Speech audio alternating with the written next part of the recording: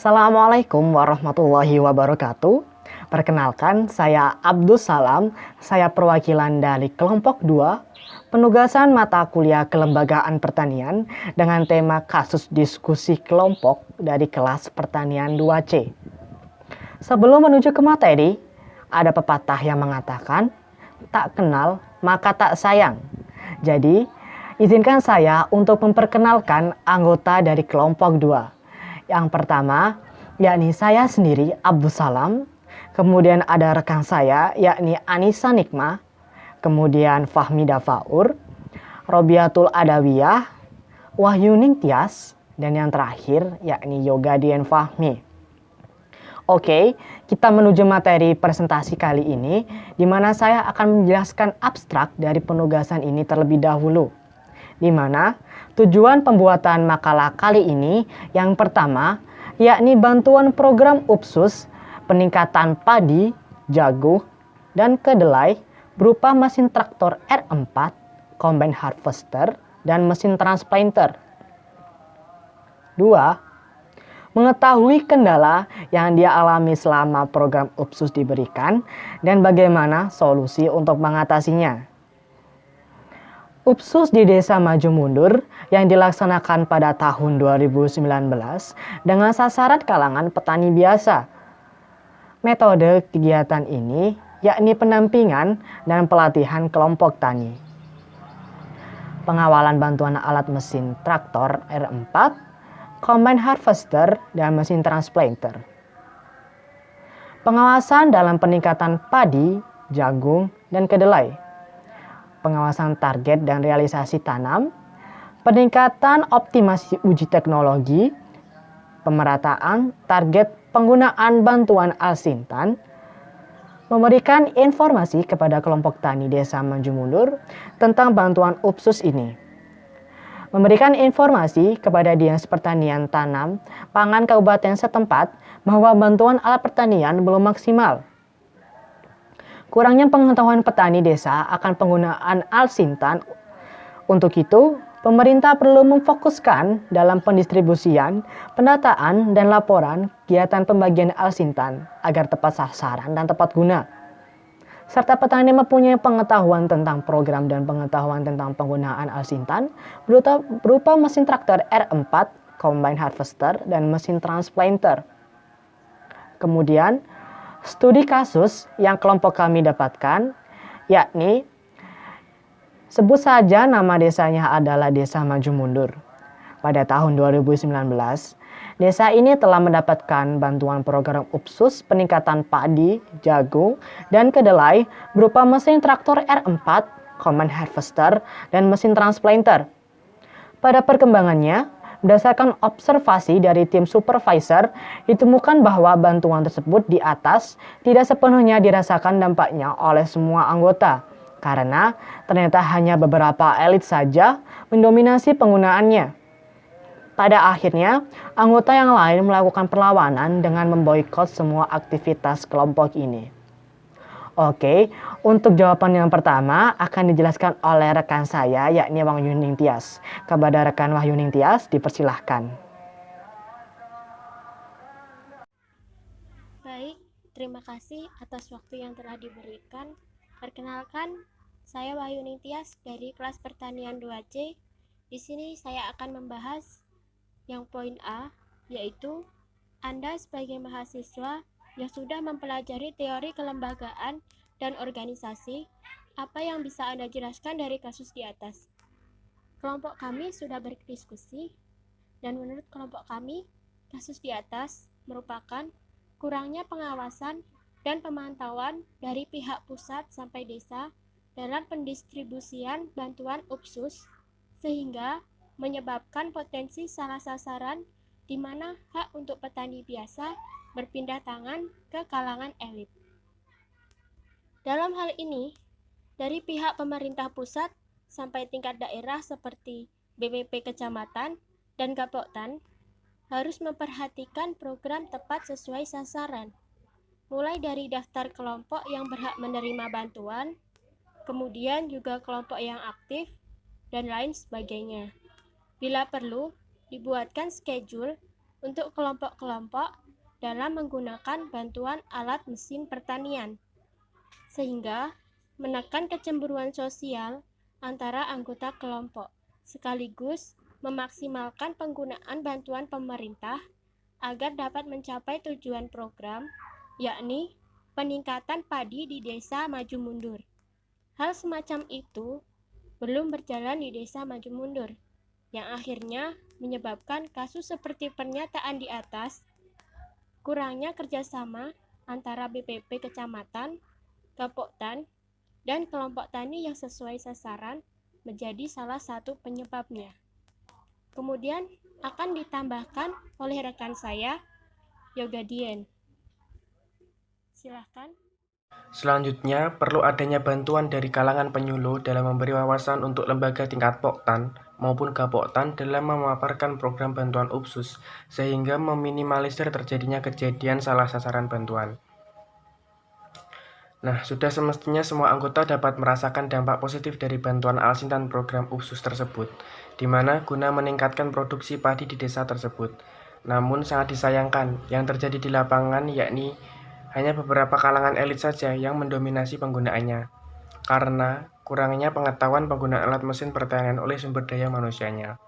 Sehingga hanya beberapa anggota saja yang bisa menggunakan Alsintan. Nah, disinilah peran seorang penyuluh yang dimana dapat memberikan wawasan dan pengetahuan tentang program tersebut dan juga cara penggunaan Alsintan dan kendala seperti persoalan di atas dapat diminimalisir. Nah, lan bisa tidak terjadi lagi. Nah, selanjutnya akan disampaikan oleh rekan saya, Wiwit. Kenalkan, nama saya Betul Adalia. Dalam kesempatan kali ini saya akan menjelaskan tentang poin B, yang dimana bantuan yang diberikan pemerintah yang bersifat stimulus atau rangsangan agar masyarakat semakin bergerak dalam menjalankan aktivitas usahanya justru diterima berbeda oleh masyarakat, dan jadi justru masyarakat semakin termanjakan dengan limpahannya bantuan yang dikeluarkan. Hal ini telah menyebabkan masyarakat semakin makin kreatif, ketergantungan akut, dan konflik kepanjangan. Mengapa hal seperti ini bisa terjadi? Jelaskan. Perubahan yang terjadi karena dimana munculnya fenomena ijen dalam tenaga kerja dan sedikitnya minat angka kerja muda. Di sisi lain, saya juga menemukan belum maksimalnya dalam melakukan pengelolaan bantuan yang semestinya sebelum adanya bantuan akan lebih baiknya jika melalui atau konsultasi kepada anggota PPP atau anggota Gapoktan untuk mengelola bantuan itu, sehingga menghasilkan manajemen yang lebih baik dan maksimal dan tentunya optimal dalam menggunakan bantuan yang sudah ada. Jadi kita sebagai petani dan calon petani muda sudah semestinya mengoptimalkan bantuan yang sudah ada, yang sudah, dan tidak menyalahgunakan bantuan itu atau fasilitas yang sudah ada. Di video selanjutnya akan dijelaskan oleh teman saya, ialah Abdussalam. Baik, saya di sini akan melanjutkan jawaban dari rekan saya, yakni Robiatul Adawiyah. Di mana dari kami kelompok 2 juga kurang setuju akan pernyataan dari pertanyaan B. Sebuah negara mempunyai kewajiban untuk mensejahterakan rakyatnya, termasuk Indonesia. Kita ketahui di Pancasila, sila kelima yakni kesejahteraan sosial bagi seluruh rakyat Indonesia. Juga di pembukaan UUD alinea ketiga dan keempat, mengenai kesejahteraan sosial juga sudah dituangkan di Undang-Undang Nomor 11 Tahun 2009 tentang kesejahteraan sosial. Maka dari itu, kelompok kami berpendapat jika seandainya petani biasa diberikan stimulus atau rangsangan berupa bantuan bibit maupun Alsintan dari program UPSUS, kelompok kami yakin petani pastinya akan bisa lebih maju, lebih kreatif, dan juga lebih baik untuk kedepannya. Untuk masalah hilangnya kreativitas dari seorang petani jika diberikan bantuan, kami di sini berpendapat peran seorang penyuluh lah yang dibutuhkan dalam permasalahan kali ini. di mana entah itu dari penyuluh PNS, penyuluh swasta, maupun penyuluh mandiri. Jika seandainya petani biasa bisa diberikan wawasan, pengetahuan, dan juga keahlian dalam penggunaan alsintan, kelompok kami yakin dari mereka yang dulunya bertani secara tradisional atau konvensional beralih ke pertanian modern, kemudian mereka mungkin yang dulunya basisnya kimia menjadi pertanian organik. Maka dari itu, kami di sini berpendapat peran penyuluhlah yang sangat dibutuhkan untuk mematahkan pernyataan hilangnya kreativitas petani dari bantuan yang diberikan oleh pemerintah. Selanjutnya, untuk pertanyaan ketiga akan dilanjutkan oleh rekan saya, yakni Saudara Dava dan juga Saudari Anissa. Bagi Saudara Dava dan Saudari Anissa, saya persilahkan. Baik, terima kasih atas kesempatannya.